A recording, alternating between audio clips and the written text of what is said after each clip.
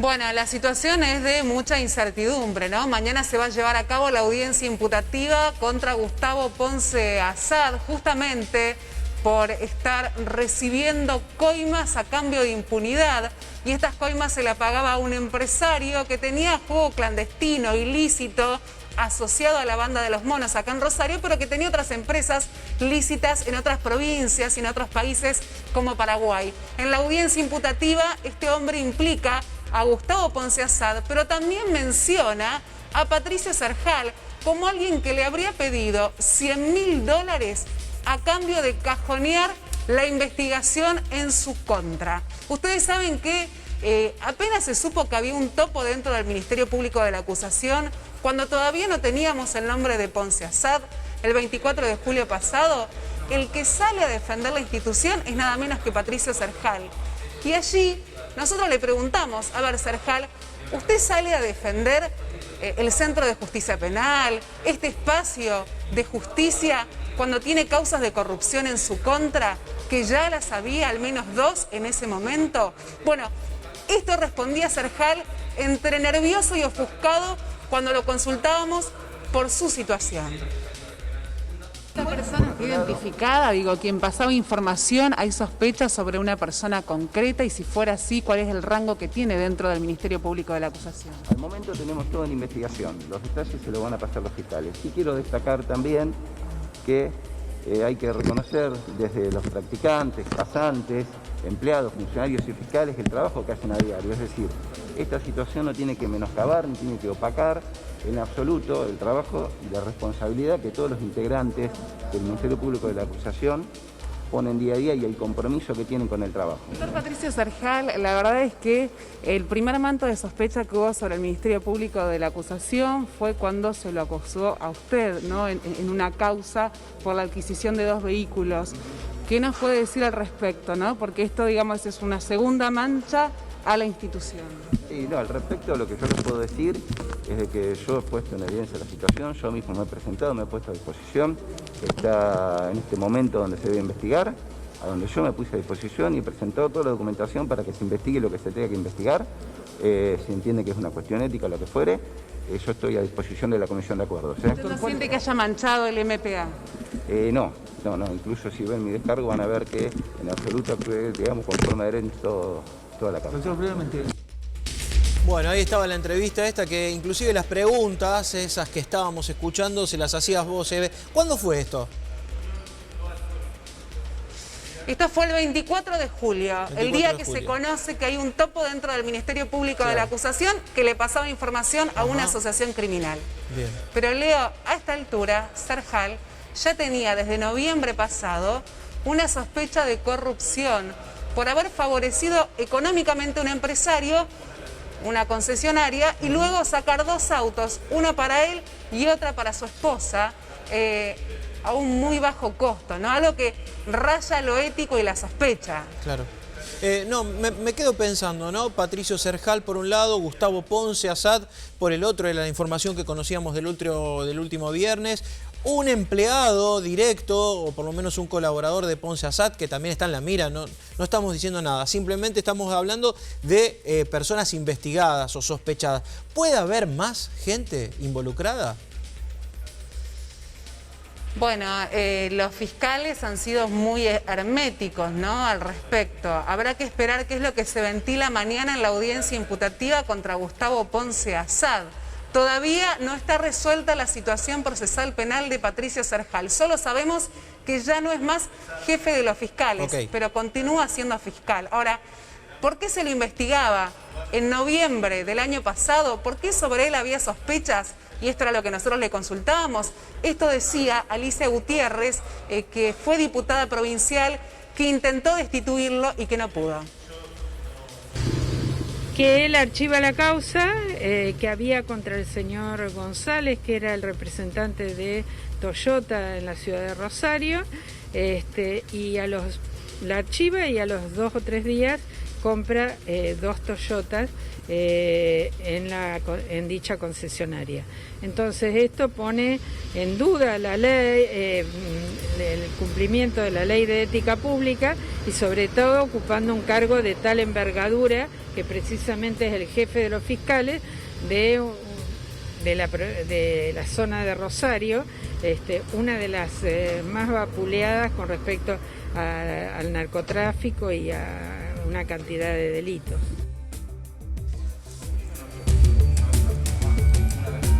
Bueno, ahí escuchábamos parte de las declaraciones que hacía esta legisladora. Pero hay más allí, hay más repercusiones, ¿no?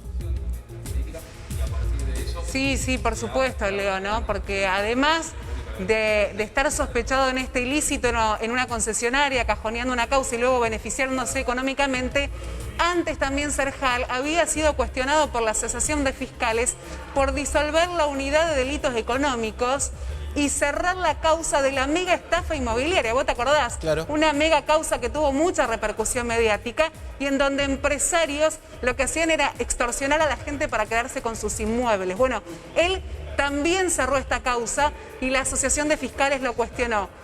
Todo había caído en saco roto hasta el viernes pasado. Por eso vamos a hablar con quien está al frente de la Asociación de Fiscales, quien es el vocero, Sebastián Narvaja, para preguntarle cuál es su mirada sobre esta decisión que ha tomado Serjal, y ellos están pidiendo que sea un poco más profunda. Sebastián Narvaja, buen mediodía antes que nada.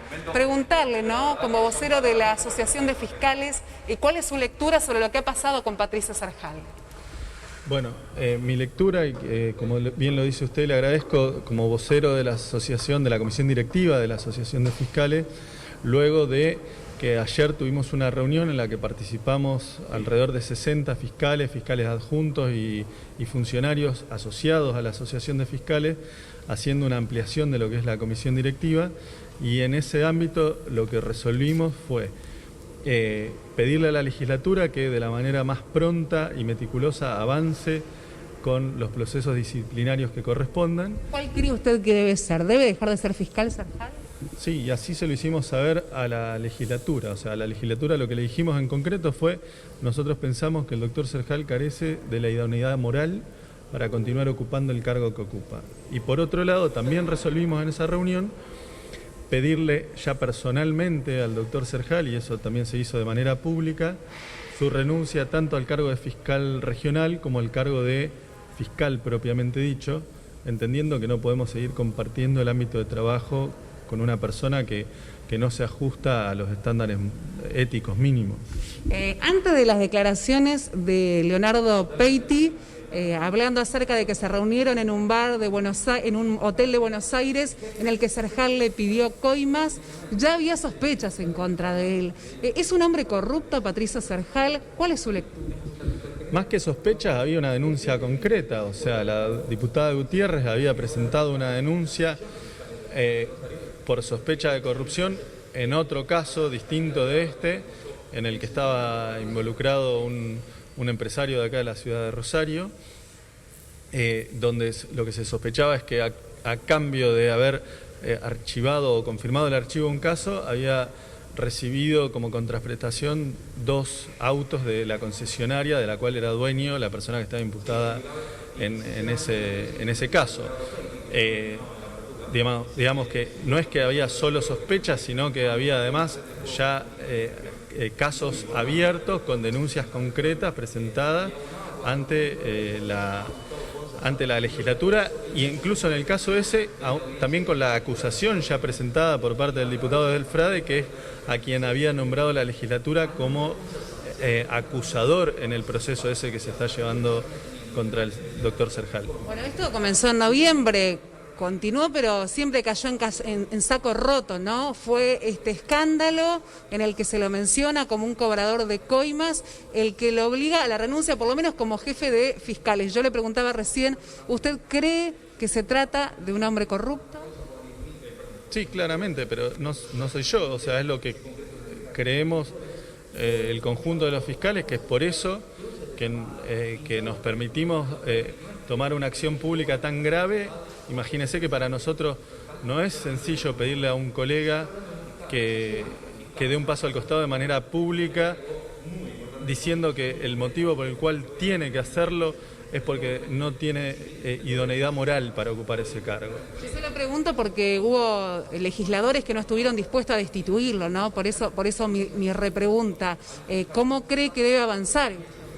Bueno, es que son dos temas distintos, o sea, nosotros no tenemos la responsabilidad de evaluar ni como jueces penales de una causa criminal ni como jueces administrativos de una causa disciplinaria. Esas personas, o la legislatura o el juez penal, tiene que manejarse con evidencia, con prueba y con un procedimiento. No fue absuelto de ningún procedimiento, estaba en trámite, yo no desconozco por qué, o sea, cuáles son los tiempos de eso. Nosotros lo que nos permitimos es opinar como fiscales que podemos tener nuestra opinión acerca de cuál es la situación. Y esa opinión se basa en una convicción interna y en una convicción que de repente no se funda en pruebas que podemos presentar ante la justicia o ante la legislatura, pero que sí surgen de la cotidianeidad y de las cosas que uno ve en el trabajo día a día, que muchas veces son situaciones en las cuales uno no le alcanzan los elementos o no le alcanza la evidencia para hacer una acusación concreta, pero que si uno entiende más o menos cómo funcionan las cosas, a uno no le quedan demasiadas dudas en cuanto a convicción interna acerca de la irregularidad de la situación. Y eso fue tomado en cuenta y discutido en la reunión porque muchos fiscales, más allá de estos dos casos, lo que manifestaron es que era más o menos habitual situaciones donde uno se viera todo el tiempo al límite de lo irregular. Bueno, un ejemplo que ahora me surge concretamente es, leí en la prensa que una de las cuestiones que surge de la documental digital que se secuestró en la oficina del doctor Ponce, o en el marco de la oficina del doctor Ponce, es una denuncia falsa contra el fiscal Ederi y contra el fiscal Chapapietra, un borrador de una denuncia escrita con información falsa que entiendo que estaba destinado a utilizarlo para meterle una denuncia falsa a los fiscales que estaban avanzando con la causa. Eso, si me pregunta a mí, yo tuve 4 denuncias equivalentes, que en lo que redundaron fue en que sobre la base de esa denuncia penal, luego los propios denunciantes pedían el apartamiento de mí en el caso, y el doctor Serjal les hizo lugar al apartamento y me corrió de esos casos. O sea que como que la maniobra en ese caso era preparar el propio escenario para tener alguna justificación aparente para mover a un fiscal que por algún motivo que desconozco estaba molestando en esa investigación. Bien, eso le puedo decir desde lo personal. Y después hay colegas que han vivido otras situaciones, pero no me puedo meter porque no tengo conocimiento directo. Bien, le agradecemos mucho su testimonio, es muy valioso, porque habla no solo de la denuncia que cursa en la justicia, claro, que son por lo menos 2, de este escándalo, Leo, sino de cómo vivían sus subalternos la cotidianeidad, ¿no? Un hombre, dice Narvaja, que era capaz de inventar una denuncia para correr un fiscal que estaba buscando la verdad a fin de favorecer a aquellos que eran infractores de la ley. Bueno, así lo tienen conceptuados desde la Asociación de Fiscales. Habrá que ver qué es lo que decide la Comisión Bicameral en la legislatura, si lo mantiene en el cargo o no. Eve, ¿podemos ir más adelante? ¿Qué va a ocurrir esta semana? ¿Tenés información?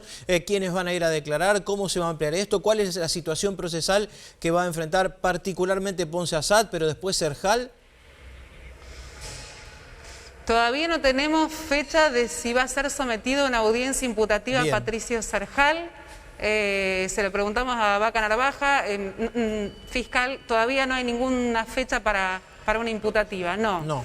Sí para Gustavo Ponce Assad, que mañana a las 15:30 de ser fiscal va a pasar a estar en el banquillo de los acusados, y quienes los van a acusar son los fiscales Ederi y Chapapietra por haber recibido coimas a cambio de callarse, ¿no? Y a cambio de ventilar cuando alguien de sus protegidos estaba siendo investigado.